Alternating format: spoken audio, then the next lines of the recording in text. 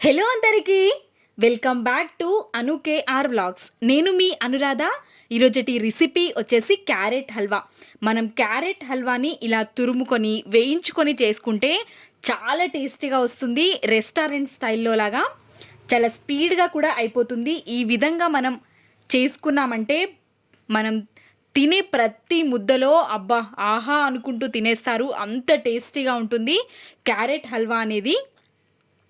ముందుగా నేను ఇక్కడ ఒక హాఫ్ కేజీ వరకు క్యారెట్లని తీసుకొని ఇలా తురుముకొని తీసుకుంటున్నాను. ఇప్పుడు స్టవ్ పైకి ఒక ప్యాన్ని పెట్టేసుకొని అందులోకి ఒక 3 to 4 టేబుల్ స్పూన్స్ వరకు నెయ్యిని యాడ్ చేసుకోవాలి. నెయ్యి కాస్త వేడైపోయిన తర్వాత మనం తురిమి పెట్టుకున్న క్యారెట్ తురుముని యాడ్ చేసేసుకొని పచ్చి వాసన పోయి ఇక్కడ పచ్చిదనం అంతా వెళ్ళిపోయి మనకి డ్రైగా అయిపోవాలి క్యారెట్. అప్పటి వరకు మనం వేయించాలి. మీరు అబ్జర్వ్ చేసినట్టయితే మనం వేయిస్తుంటే క్యారెట్ కలర్ అనేది చేంజ్ అయిపోతూ ఉంటుంది. మొత్తం వైట్ కలర్లోకి ఇలా చూసారా, కొంచెం వైట్గా అయిపోతుంది.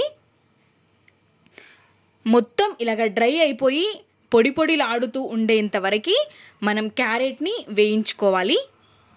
మనం తీసుకున్న క్యారెట్ తురుము హాఫ్ క్వాంటిటీలో వచ్చేంత వరకు వేయించుకోవాలి. ఇక్కడ చూసారా, మనకి తీసుకున్న క్వాంటిటీ కంటే హాఫ్ క్వాంటిటీ అయిపోయింది. ఇప్పుడు మనం ఇక్కడ పాలని నేను వేడి చేసుకొని చల్లారిన తర్వాత పాలని యాడ్ చేసుకుంటున్నాను. ఇవి ఇక్కడ ఒక 250 ml వరకు ఉంటాయి పాలనేవి. చిక్కటి పాలని యాడ్ చేసుకుంటే మనకి చాలా టేస్ట్ బాగుంటుంది. ఇది ఇప్పుడు క్యారెట్ తురుము అనేది పాలల్లోనే ఉడకాలి. ఎక్స్ట్రాగా వాటర్ ఏమీ యాడ్ చేయకూడదు. మనం థిక్ పాలని యాడ్ చేసుకుంటే ఫ్లేవర్ చాలా బాగుంటుంది. ఇలా పాలల్లో ఉడికి మొత్తం ఉన్న క్వాంటిటీ కంటే మరి ఇంకా తగ్గిపోతుంది. ఇలా మొత్తం పాలలో ఉడికి ఇలా దగ్గరికి వచ్చేసిన తర్వాత ఇందులోకి ఒక 250 grams వరకు షుగర్ని యాడ్ చేస్తున్నాను నేను ఇక్కడ. మనం షుగర్ యాడ్ చేసుకోవడం వల్ల మంచి కలర్ అనేది వస్తుంది క్యారెట్ హల్వాకి. ఇక్కడ మీరు స్వీట్ తక్కువగా తినే వాళ్ళైతే తగ్గించుకొని కూడా తీసుకోవచ్చు.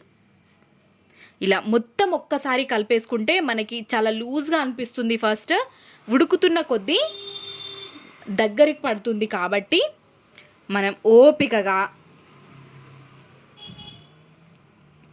కలుపుతూ ఈ క్యారెట్ హల్వాని ప్రిపేర్ చేసుకోవాలి.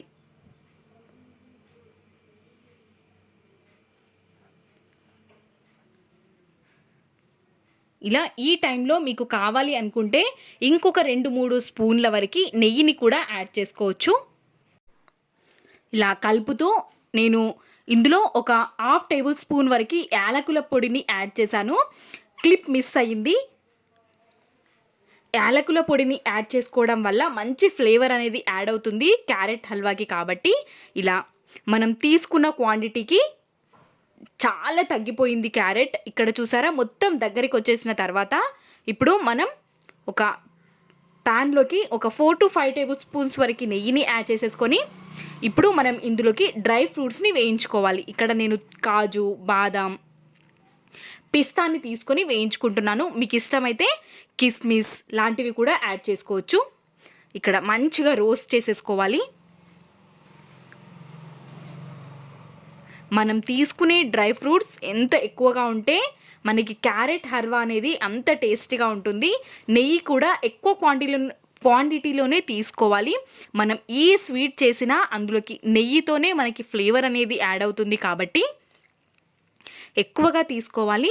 ఇప్పుడు క్యారెట్ హల్వాలోకి ఈ డ్రై ఫ్రూట్స్ని కూడా యాడ్ చేసేసి మొత్తం ఒక్కసారి మిక్స్ చేసుకొని మనం చేసినప్పుడే తినడం కంటే నెక్స్ట్ డే తింటే చాలా అద్భుతంగా ఉంటుంది టేస్ట్ అనేది. ఒక్కసారి ట్రై చేయండి. మీకు ఎలా కుదిరిందో కమెంట్ సెక్షన్లో మీ వాల్యుబుల్ ఫీడ్బ్యాక్ని నాతో షేర్ చేసుకోవడం మర్చిపోవద్దు. ఇలాంటి మరెన్నో రెసిపీస్ మన ఛానల్లో ఉన్నాయి కాబట్టి ఒక్కసారి అను కేఆర్ వ్లాగ్స్ని విజిట్ చేయండి. Thanks for watching.